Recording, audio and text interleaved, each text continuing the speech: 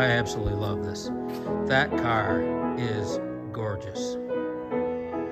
This is a Miller race car with a Miller engine. We already covered the Miller engine is the precursor to the Offenhauser, very much the same.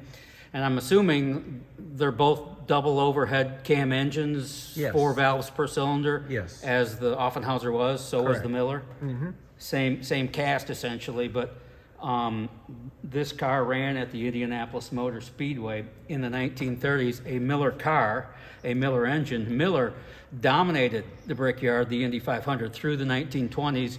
Probably 80% of the field, of the Indy 500 fields through the 1920s, were Miller race cars. This is a serious chunk of history here.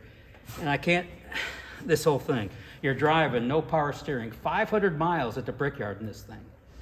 Nothing over your head. I just wonder why they did it. I mean, and I know so many died doing it, but the fuel pump. They didn't know any better. They didn't. I guess the same, 100 years, they'll look back at us and say, why did they do that, you know? But the mechanical fuel pump, you had to keep the thing pumped up to keep fuel pressure. Plus you had to drive the thing, and if you weren't doing that, you had to come around, you had the handbrake over here. So you got a lot of things going on outside the car. Handbrake. Yeah, okay. Fuel pump over here, steering wheel here. You know, the open face Cromwell helmets, you know, the leather helmets essentially back in this era, the goggles. I mean, gladiators. I would have loved to have met and talked to the men who drove these things and why they did it. I can't imagine. This is amazing. Do I look like I could maybe get the job done? Yeah. Yeah? I'm feeling it. I have to give you a helmet, though. Okay, just a leather helmet. I don't want no sissy full-face helmet. No, sir. I think this car, to me, is more fascinating and prettier, classier than the rear-engine rockets we see today. I don't know, call me crazy, but this is just beautiful. I love it. Oh. Yeah. This is a lathe that I machined the crankcases in, and I make some new ones, but I also fixed a lot of old ones that are blown up. These are offie blocks? Offie crankcases. Offie crankcases, I'm sorry. Right here, a connecting rod went through there, I see that. and so I mean it's welded back up, and then in order to get this straight again, you have to weld up all the main bearing webs and then rebore that. Yeah, I can't imagine taking on a job like that, but I know you do it every day. And this broke here too. You're a craftsman with genius mixed in, and I mean that. That's an Offenhauser crankcase. Yeah, that's a 270 crankcase. That's a 270 crank. Okay, very cool. Did that belong to James Dean? It looks like it. Well, it might have. That's cool. I like it. Belongs to a guy named James. James? Okay. Well, I got half it right. That's a bunch of stuff from a 151 Miller. Ooh. Those parts go way back. That's a Miller piston rod? Yep. Wow. Offenhauser wanted was the same tubular rod like that. Wanted to too. touch a piece of history there. Saving history is a beautiful thing. And he's doing it. Yeah, right. And I admire him for it. Look at this shop. Woo. Here's my cool new piece here that I'm working on. Cool new piece. Well, it's a 1962 Mm-hmm. Smoky unit car. Really? A smoky unit car? It was called a Python because Roger Ward looked at it and he said it looked like a python that swallowed a piano because it bulged out real. That's funny. A python that swallowed a piano. Okay. Yeah, Roger Ward said I like he that. named it. Two-time Indy winner, 59 and 62, Roger Ward. Very cool. Go ahead. Well, it was a joint effort between General Motors and Owens Corning Fiberglass and Simonize and Smoky Unic and Luigi Lasowski. There is nothing in the tail. The fuel tank is on the side, and the oil tank is on the side, and the engine's on the side. They were trying to get left side weight. It's got independent suspension. Smokey was thinking in the right direction, left side weight. Yeah, he was Give him thinking- that. Well, the next year he had that side pod car that somehow he coerce somebody to get in, Bobby Johns to get in and drive it, if you wanted something really scary. I remember that car. I never saw it, but I do remember photos of it. So what happens? Where's this car going to go? What's it going to be? Well, Are you going to restore it? Well, it's going to be painted like it was. And that's it? That's it. Wow. That's the car at Indy. And there she is. Wow. That's cool. And it got smashed up real bad. Got smashed up. Well, there's it with its body off. Mm-hmm. Yep. Yeah. Curtis Turner was driving it when it smashed. Curtis Turner crashed it? Yeah, Is that at the Indianapolis Motor Speedway? correct. Oh, Curtis. He died in a plane crash. There's something very cool in the look of an Offenhauser. The cylinder head is part of the block. Okay. So the block and the head are one piece, and the crankcase is a separate piece that bolts on there, but there's no head gasket. And the reason that it was done like that was because back in the 30s and the 20s, when they were building these things, there was no good material. And most of the cars only had 6 or 7 to 1 compression ratio, but the Offenhausers and the Millers all had 14 to 1 or 15 to 1, and there wasn't a head gasket or head bolts that would hold up to that. Got it. So there is really no place for this engine to leak compression. That seems helpful to me. Well, it's helpful, but it's not helpful when you're fixing it. Okay.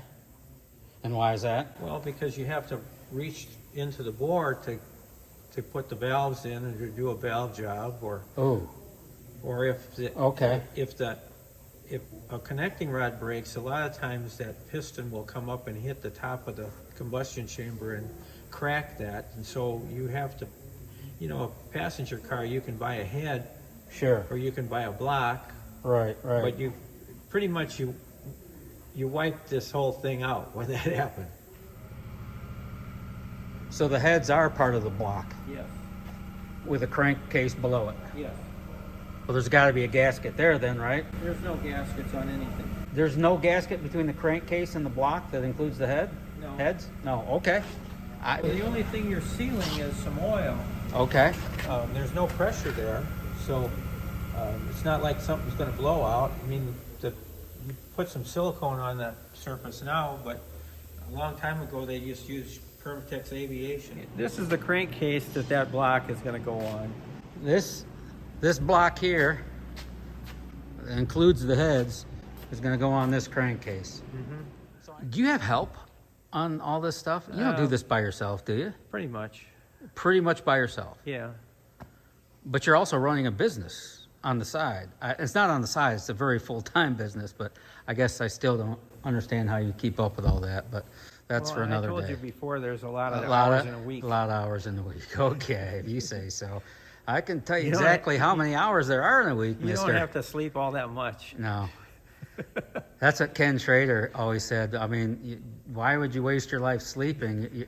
If you live to be 90 and you sleep 9 hours a night, or you live to only be 70, but you only sleep 4 hours a night, you're still awake about the same amount of time. Yeah. I guess there's some logic in that. Okay, well, it's Schraderisms, man, what it is.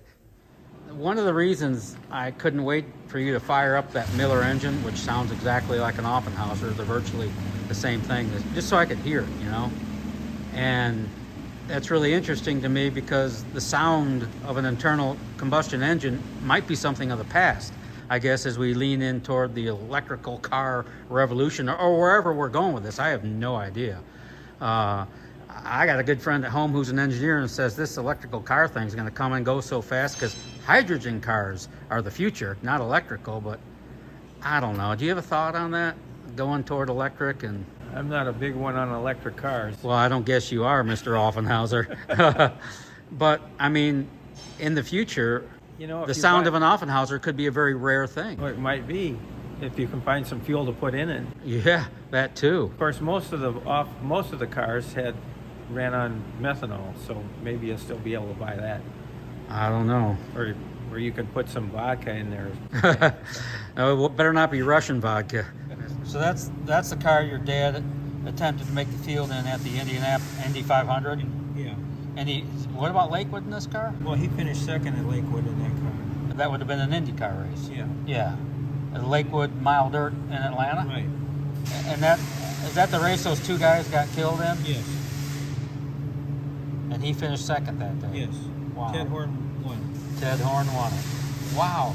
Your dad finished second to Ted Horn. That's cool. And this is the same car, but this was a two-man car that was narrowed up, and it belonged to Joe Marks in Gary, and he sold it to Jimmy Shy.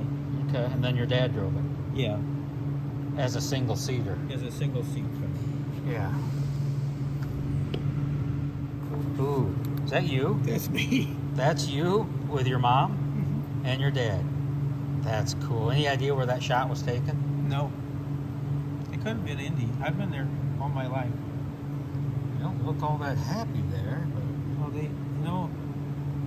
when I was 2, So that little guy right there when I was 2, is you. they put me on an airplane. Oh, no. Sent me to South Bend to my grandparents' house Oh, no kidding. because they couldn't stand me. And I did. Is that your dad in the car? That's my dad in the car. Okay, so he didn't run the 500 in that car, but you said he ran Langhorne in that car? Yeah. In 47? Yeah. He finished 4th. Really? Billy DeVore started the race, ran 50 laps, and my dad ran the last 50. Wow, relief. Well, my dad drove his own car until it quit. Okay, and then he got in this car Yeah. as a relief driver and finished 4th Right. at Langhorne on the mile dirt there in 47. Uh-huh. Wow, that's really cool. So your dad's best finish in an IndyCar race would have been second at Lakewood. Atlanta. Right. Yeah. That's interesting. I love that.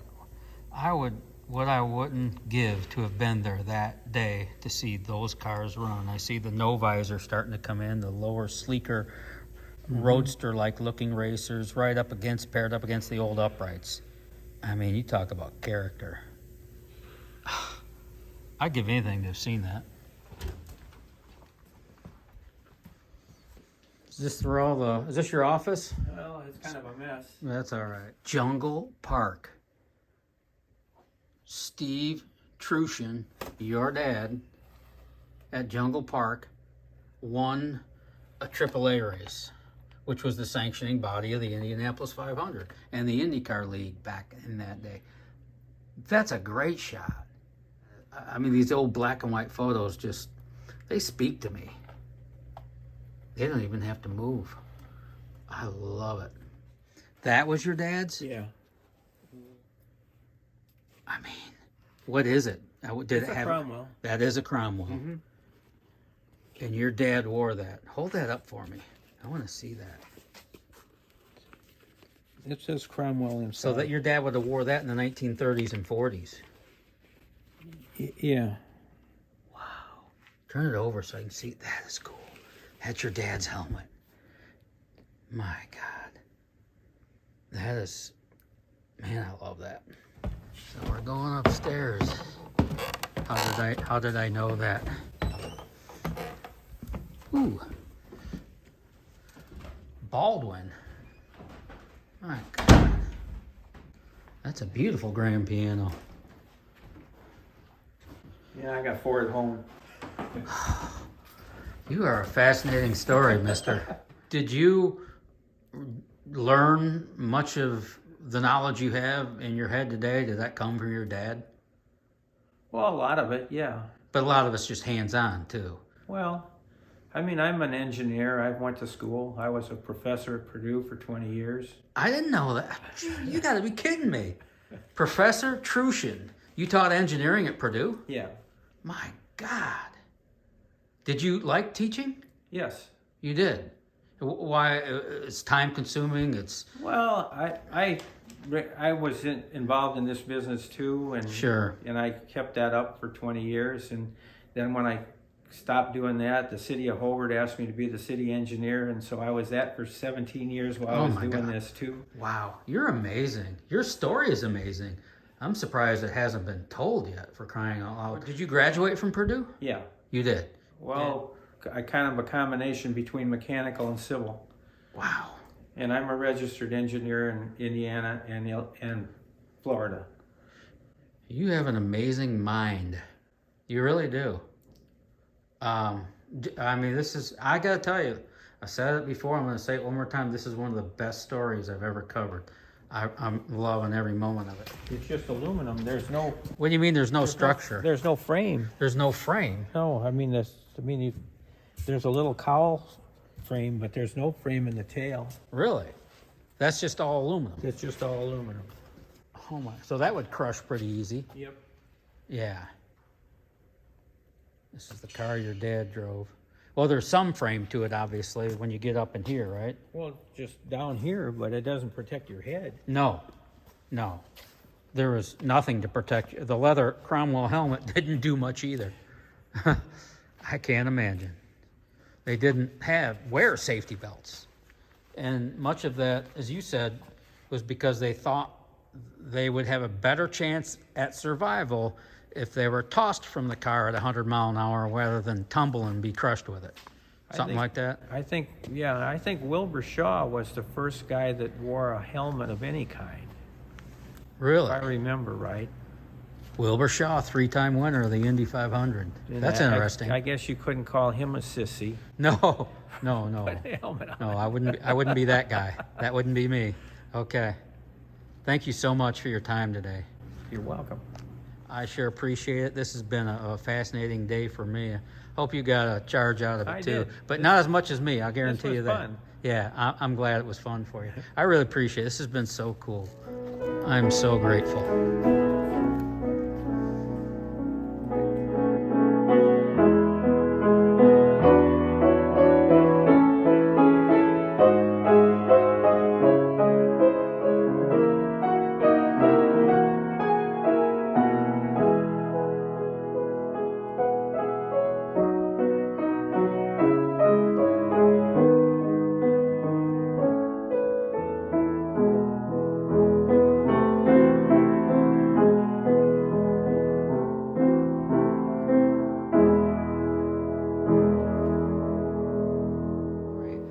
You need a bigger audience, mister.